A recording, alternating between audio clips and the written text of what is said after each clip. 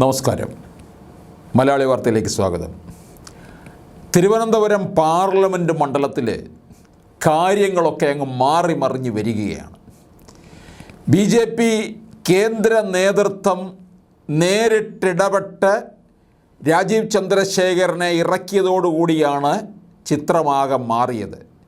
Doctor Sasi Tharoor വളരെ സ്വതന്ത്രനായി അങ്ങ് നടക്കുകയായിരുന്നു. 4ാം വട്ടവും തിരുവനന്തപുരം മണ്ഡലത്തിൽ നിന്ന് ജയിച്ച് പാർലമെൻറ്റിൽ എത്തും എന്ന്.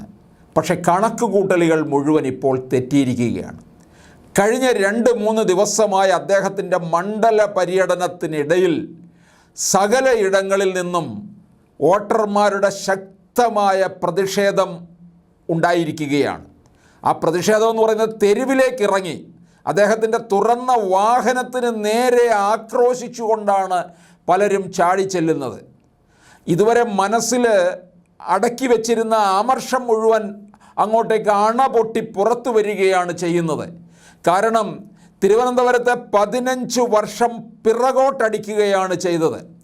ഇപ്പോൾ ഇത് ജനം താരതമ്യം ചെയ്യുന്നത് രാജീവ് ചന്ദ്രശേഖർ മണ്ഡലത്തിലുടനീളം പോയി തിരുവനന്തപുരത്തിൻ്റെ വികസന സാധ്യതകളെക്കുറിച്ച് സംസാരിക്കുന്നു. അദ്ദേഹം ഒരിക്കലും ശശി തരൂരിനെതിരെ സംസാരിക്കുന്നില്ല, പന്നിയനെതിരെ സംസാരിക്കുന്നില്ല. അദ്ദേഹം അതിൻ്റെ ആ ഒരു ജനാധിപത്യ മര്യാദ കാണിക്കുന്നുണ്ട്. തന്നോടൊപ്പം മത്സരിക്കുന്നത് ആരെല്ലാമോ അവരെ എല്ലാം തന്നെ വളരെ സൗഹാർദ്ദത്തോടു കൂടി തന്നെയാണ് അദ്ദേഹം കാണുന്നതും ഇടപഴകുന്നതും. തിരുവനന്തപുരത്തിൻ്റെ വികസന സാധ്യതകളെക്കുറിച്ചാണ്. തിരുവനന്തപുരത്ത് തന്നെ വളരെ പ്രമുഖരെ ഒക്കെ തന്നെ വിളിച്ചുകൊണ്ട് അദ്ദേഹം പല സെഷനുകൾ കൈകാര്യം ചെയ്തു. ആരോഗ്യരംഗം, വിദ്യാഭ്യാസം, സാമ്പത്തിക രംഗം, അങ്ങനെ നിരവധി രംഗങ്ങളിലെ കാര്യങ്ങൾ വിശകലനം ചെയ്യുകയുണ്ടായി.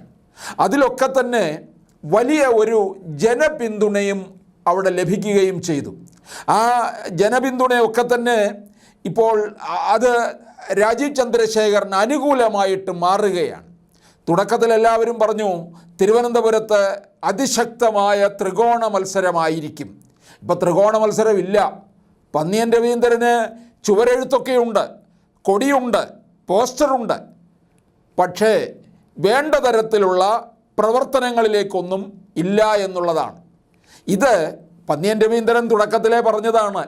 ഞാൻ മത്സരിക്കുന്നില്ല എന്ന് പറഞ്ഞ് മാറിയതുമാണ്. പിന്നെ CPIയെ സംബന്ധിച്ചിടത്തോളം ഇത് അഭിമാന പോരാട്ടവും കൂടിയാണ്. അവരുടെ അഭിമാന പ്രശ്നമായിട്ടുള്ള മണ്ഡലം കൂടിയാണ്.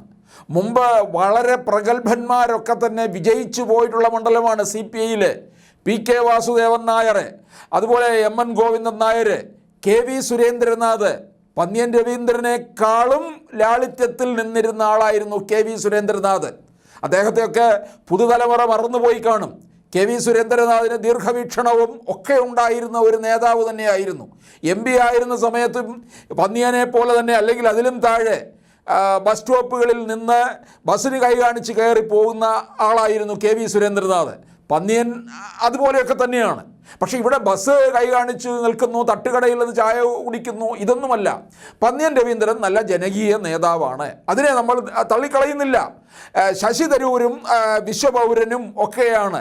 പിന്നെ ഡൽഹി നായർ മാത്രമല്ല, കേരളത്തിലെ നായരാണ്, കറകളഞ്ഞ നായരാണ്, ചെവി പൂടെയുള്ള നായരാണ് എന്നൊക്കെ നമ്മുടെ പെരുന്നയിലെ പോപ്പും പറയുന്നുണ്ട്. അതെന്തെങ്കിലും ആകട്ടെ. പക്ഷേ അദ്ദേഹത്തിനും ദീർഘവീക്ഷണമുണ്ട്, പാണ്ഡിത്യമുള്ള ആളാണ്, ലോകം മുഴുവൻ അറിയപ്പെടുന്ന ഒരാളാണ്. പക്ഷേ ഈ പന്നിയൻ രവീന്ദ്രൻ ഡൽഹി പോയി എന്ത് ചെയ്യാനാണ്? ഒരു MP-യെ നമ്മൾ വിട്ടുകഴിഞ്ഞാൽ, ഭരണമുള്ള ഒരു MP-യാണ് അവിടെ നിൽക്കുന്നതെന്നുണ്ടെങ്കിൽ കാര്യങ്ങൾ എളുപ്പമാകും. ശശി തരൂര് കോൺഗ്രസ് ഭരിക്കുന്ന കാലത്ത് ഇവിടെ ഉണ്ടായിരുന്നല്ലോ, കേന്ദ്രത്തിൽ മന്ത്രിയുമായിരുന്നിട്ടുണ്ടല്ലോ. എന്തോ ചെയ്തു തിരുവനന്തപുരത്തിന്? യാതൊരു തരത്തിലുള്ള വികസനവും ഉണ്ടായിട്ടില്ല. 2009 നിന്ന് കഴിഞ്ഞ് വിജയിച്ചപ്പോൾ എന്താണ് പറഞ്ഞത്? തിരുവനന്തപുരത്തിന് ഇരട്ട നഗരമാക്കും, ബാഴ്സലോണയാക്കും. ഹൈക്കോടതി ബെഞ്ചിൻ്റെ കാര്യമല്ല ഇവർ കുറേ കാലം പറഞ്ഞുകൊണ്ട് നടന്നതാണ്. ഒന്നും നടന്നില്ല. തിരുവനന്തപുരത്തിന് പിറകോട്ടടിക്കുകയായിരുന്നു. ഇത് ഈ തീരദേശങ്ങളിലൊക്കെയുള്ള ജനങ്ങളെ പറ്റിക്കുന്ന ഒരു ഏർപ്പാടായിരുന്നു ശശി തരൂർ ചെയ്തുകൊണ്ടിരുന്നത്. അവരൊക്കെ ഇപ്പോൾ കാര്യം തിരിച്ചറിഞ്ഞു. അവരുടെ പുതുതലമുറയൊക്കെ, പുതിയ പിള്ളേരൊക്കെ കാര്യങ്ങൾ പഠിച്ചു വന്നു. അവരൊക്കെ തിരിച്ച് കാര്യങ്ങൾ ചോദിക്കാനുള്ള പ്രാപ്തിയുള്ളവരായി. അതാണ് ജനങ്ങൾ പുറത്തേക്ക് ഇറങ്ങി നിന്ന് അദ്ദേഹത്തിൻ്റെ തുറന്ന വാഹനത്തിന് നേരെ ആക്രോശിച്ചുകൊണ്ട് ചാടുന്നത്? വീണ്ടും കടന്നു വരാൻ നാണമില്ലേ, ഉളുപ്പില്ലേ എന്ന് ചോദിക്കുന്നത് കൊണ്ടാണ്. ഇപ്പോൾ രാജീവ് ചന്ദ്രശേഖർ വന്നു കഴിയുമ്പോൾ മോദി 3ാം വട്ടം അധികാരത്തിൽ വരുമെന്നുള്ളത് ഉറപ്പായിട്ടുള്ള കാര്യമാണ്. അങ്ങനെ വരുമ്പോൾ രാജീവ് ചന്ദ്രശേഖർ തിരുവനന്തപുരത്തെ പ്രതിനിധീകരിച്ച് ചെല്ലുമ്പോൾ അത് തിരുവനന്തപുരത്തിൻ്റെ ഒരു വളർച്ചയ്ക്കിടയാക്കുകയായിരിക്കും. തിരുവനന്തപുരത്ത് നിന്ന് ജയിച്ച് ചെല്ലുകയും കേന്ദ്രമന്ത്രിയാവുകയും കൂടി ചെയ്യുമ്പോൾ അത് ഒന്നുകൂടി 10 മടങ്ങ് തിരുവനന്തപുരത്തിൻ്റെ വികസനം ആയിരിക്കും. കാരണം ഈ തിരുവനന്തപുരത്ത് പലരും ഈ മോഹന വാഗ്ദാനങ്ങളൊക്കെ നൽകി പോയിട്ടുണ്ട്. വരുത്തന്മാരാണ് നിന്നിട്ടുള്ളതൊക്കെ. കരുണാകരൻ നിന്ന് മത്സരിച്ച് വിജയിച്ചിട്ടില്ലേ? അതുപോലെ പന്ന്യനും 2004 വിജയിച്ചിട്ടുണ്ട്. അതൊരു ഇടക്കാല തെരഞ്ഞെടുപ്പിലൂടെ PKവിയുടെ മരണത്തെ തുടർന്ന്. പിന്നീട് PK Vasudevan Nair, M Govindan നായരൊക്കെ, Neelalohithadasan നാടാരും ചാൾസും VS ശിവകുമാറും ഒക്കെ തിരുവനന്തപുരത്തുകാരാ. പക്ഷേ എന്തുണ്ടായി? ശിവകുമാറും ചാൾസും ഒക്കെ, ചാൾസ് ആണെന്നുണ്ടെങ്കിൽ പാർലമെൻറ്റിൽ എഴുന്നേൽക്കുകയില്ലെന്നാണ് പറയുന്നത്. അദ്ദേഹം എഴുന്നേൽക്കുന്നത് ആ കൂടി മുണ്ട് മുറുക്കി കൊടുക്കാൻ വേണ്ടി മാത്രമായിരുന്നെന്നാണ് പറയുന്നത്. പിന്നെ ചാലക്കുടിയിൽ നിന്ന് പോയ ഇന്നസെൻ്റ് പാർലമെൻറ്റിൽ എഴുന്നേൽക്കില്ലായിരുന്നു. കാരണം അദ്ദേഹം പാൻസൊക്കെ ഇട്ടായിരുന്നു പോകുന്നത്, മുണ്ട് അല്ലായിരുന്നു. ചാൾസ് പിന്നെ അവിടെ പോകുമ്പോഴും മുണ്ട് തന്നെയായിരുന്നു. അപ്പോൾ ഇത് തമാശയൊക്കെ ആയിട്ടാണ് പറയുന്നതെന്നുണ്ടെങ്കിൽ കാര്യമായിരുന്നു എന്നുള്ളത് പിന്നീട് വ്യക്തമാവുകയും ചെയ്തു. പിന്നെ അല്ലെന്നുണ്ടെങ്കിൽ ഈ രണ്ടും കൽപ്പിച്ച് തൊലിക്കട്ടിയോടുകൂടി നമ്മുടെ ഡബിൾ എ റഹീം ചാടി എഴുന്നേറ്റ് സംസാരിക്കുന്നത് പോലെ സംസാരിക്കണം. അപ്പോൾ എന്തായാലും അതൊക്കെ മാറ്റി നിർത്താം. രാജീവ് ചന്ദ്രശേഖരൻ്റെ ഒരു വരവാണിപ്പോൾ തിരുവനന്തപുരത്തിനെ അറിയിച്ചു കൊണ്ടിരിക്കുന്നത്. അത് ഒരു BJPക്ക് ഒരു അക്കൗണ്ട് തുറക്കുന്നു എന്നുള്ളത് അതൊരു പാർട്ടി കാര്യമായിരിക്കാം. പക്ഷേ തിരുവനന്തപുരം കുതിക്കാൻ പോകുന്നു എന്ന് വേണമെങ്കിൽ പറയാം. ഇനിയും കേരളത്തിലെ മറ്റെല്ലാ ജില്ലകളെക്കാളും ബഹുദൂരം മുന്നിലായിരിക്കും.